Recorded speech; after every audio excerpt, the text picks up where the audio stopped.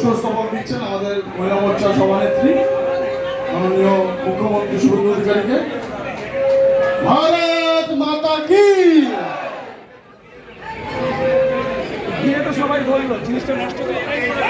সবাই গোলাপ ফুল দিয়ে সংবর্ধিত করছেন।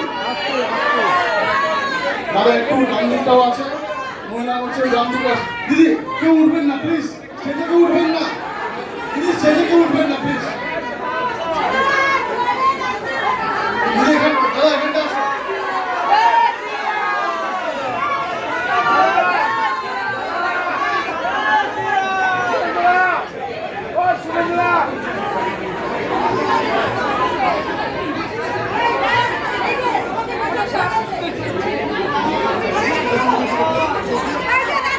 भारत माता की, भारत माता की, भारत माता की, भारत माता की।